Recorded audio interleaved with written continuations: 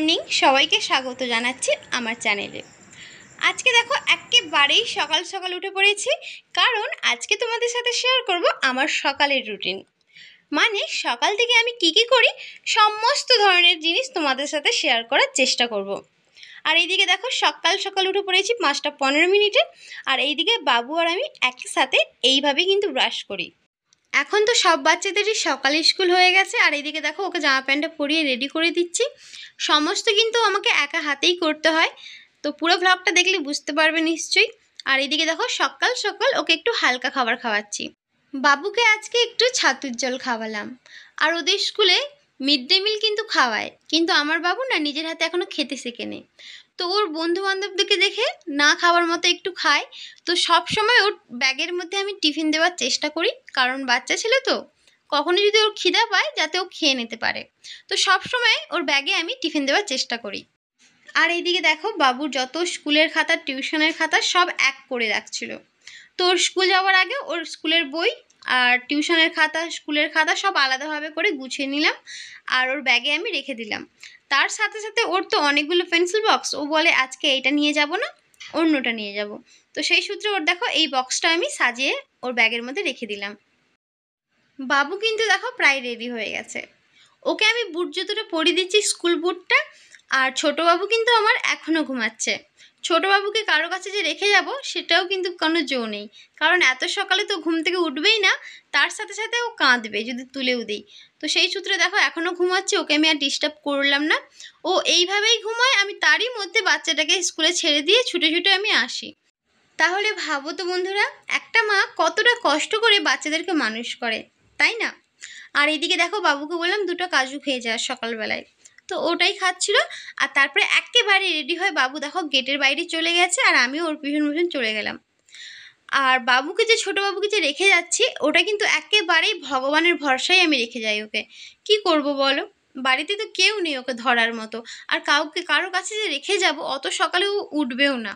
ওকে যদি আমি জোর করে তুলেও কারো কাছে রেখে যাই না, ও কাঁদবে।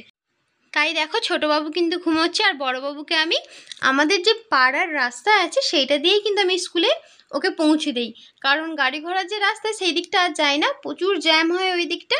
আর পাড়ার রাস্তার যে ভিতরের দিকটা ওখান দিয়ে আমি যাই, খুব ইজিলি চলে যাই। একটু দূর, একটু হাঁটতে হয়, বাট চলে যাই। তাহলে বাবুকে আমি যাচ্ছি স্কুলে দিতে, আর গ্রামটাও তোমাদেরকে একটু ঘুরিয়ে দেখানোর চেষ্টা করব। আর এই দিকে দেখো চারিদিকে সবুজ আর সবুজ, কত সুন্দর গ্রামটা আমাদের, তাই না? তোমাদের কোনটা ভালো লাগে, শহর না গ্রাম? আমার কাছে কিন্তু গ্রামটাই সব সময় ভালো লাগে, বরাবর আমার কাছে গ্রামটাই শ্রেষ্ঠ, ঠিক আছে?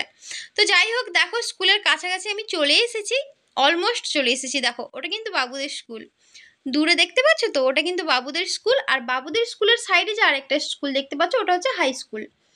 বয়েজ আর গার্লস আলাদা আলাদা, পাশাপাশি কিন্তু আলাদা আলাদা। আর এইদিকে দেখো বাবুদের স্কুলে চলে এসেছি, বাবুকে পৌঁছে আবার আমি কোনো মতো ছুটবো, কারণ ছোটো বাবু যেহেতু এখনও ঘরের মধ্যেই আছে সেই জন্য। দেখো কত বাচ্চাদের গার্জেনরা সব বাচ্চাকে ছেড়ে দিয়ে চলে যাচ্ছে।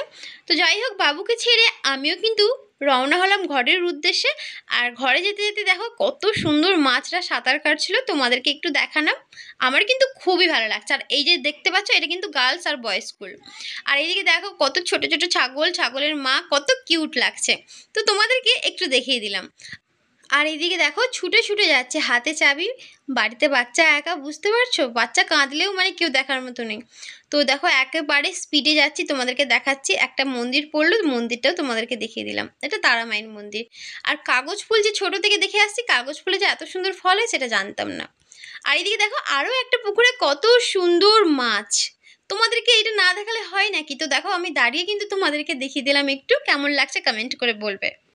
আমাদের স্কুল থেকে বাড়িটা যে একেবারে সামনে তা কিন্তু নয়, একটু দূরে, মানে 1 কিলোমিটার দূর। হেঁটে যদি যাও তাহলে একটু টাইম লাগে আর কি।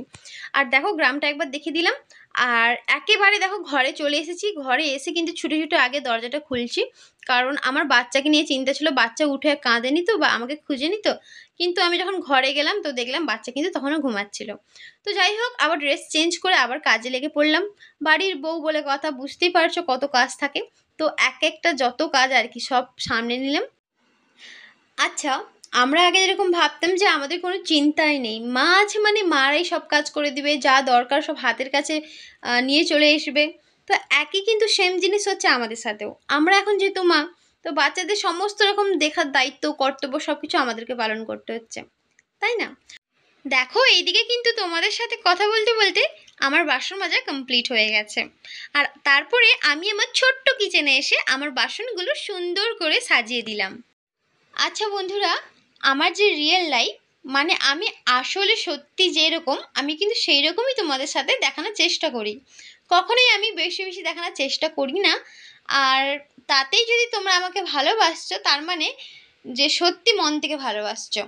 তো যাই হোক, এইদিকে দেখো বাসনগুলো সাজানোর পর এইদিকে আবার কাপড় কাচতে চলে আসলাম। বাচ্চা বুচ্চি ঘর মানে বুঝতে পারছো, সব সময় কাচাকুচি লেগেই থাকে। দেখো বন্ধুরা, কাপড় কাচতে কাচতে শ্বশুরমশাই দুধের প্যাকেট দিয়ে গেছিলেন, আর প্যাকেট দুধটা আমি গরম করলাম, তারপরে কিন্তু আবার কাপড় কাচতে এসেছিলাম। কারণ বাচ্চা ঘর, বাচ্চা উঠলে তো গরুর দুধ খাবেই।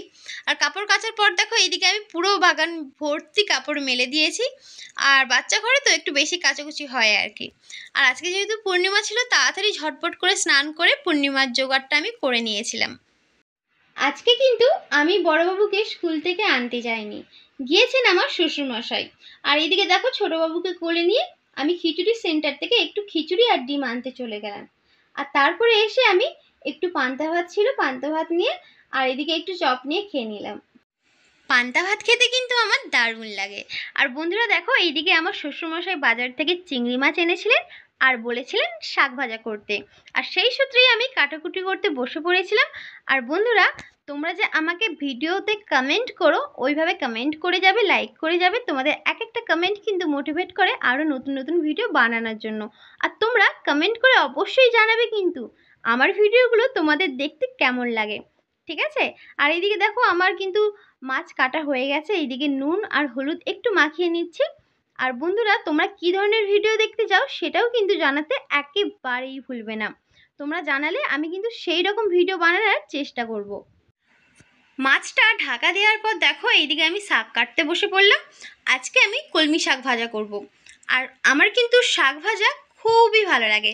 সুজনি শাক ভাজা বলো, কলমি শাক ভাজা বলো, আমার কিন্তু খুব দারুণ লাগে। তোমাদের কোন শাকটা ভালো লাগে সেটা আমাকে কমেন্ট করে একটু বলবে। বন্ধুরা, কথা বলতে বলতে দেখো শাক আমার কাটা হয়ে গেছে। আর এক গামলা জলে ভালো করে এটা ধুয়ে দিচ্ছি, যাতে বালি টালি থাকলে ভালোভাবে ধোয়া হয়ে যায়। আর দেখো ধোয়ার পর আমি একেবারে রান্নার প্রসেসের দিকে চলে যাব। আর বন্ধুরা, আজকে যেহেতু আমি সকালের রুটিন শেয়ার করছি, তো আজকে এই দুপুরের রান্নাটা দেখাবো না, অন্য কোনো দিন শেয়ার করব। তো বন্ধুরা, তোমরা যেভাবে আমাকে সাপোর্ট করে যাচ্ছ ওইভাবেই সাপোর্ট করে যাবে। আর সবাই ভালো থাকবেন, সুস্থ থাকবেন। আবার দেখা হচ্ছে নেক্সট ভিডিওয়। ধন্যবাদ।